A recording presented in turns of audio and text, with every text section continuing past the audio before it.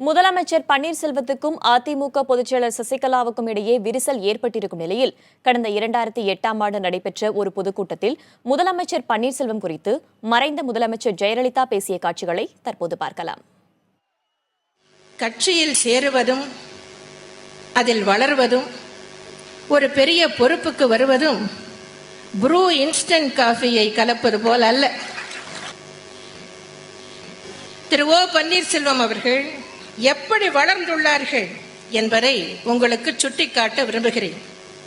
திரு ஓ பன்னீர்செல்வம் அவர்கள் 1977ஆம் ஆண்டில் கழக உறுப்பினராக இணைந்தார். 1980இல் பெரியகுளம் நகர 18வது வார்டு கழக மேலமைப்பு பிரதிநிதியாக இருந்தார்.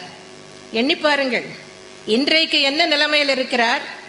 ஆனால் ஆரம்பத்தில் 80இல் பெரியகுளம் நகர 18வது வார்டு கழக மேலமைப்பு பிரதிநிதியாக இருந்துள்ளார். பின்னர் 84இல் பெரியகுளம் நகர 18வது வார்டு கழக செயலாளர், 84இல் பெரியகுளம் நகர எம்ஜிஆர் இளைஞர் அணி துணை செயலாளர், 1993இல் பெரியகுளம் நகர கழக செயலாளர், 96இல் பெரியகுளம் நகரமன்ற தலைவர், 1997இல் தேனி மாவட்ட எம்ஜிஆர் இளைஞர் அணி செயலாளர், 1998இல் பெரியகுளம் நகர கழக செயலாளராக 2வது முறையாக தேர்வு செய்யப்பட்டார்.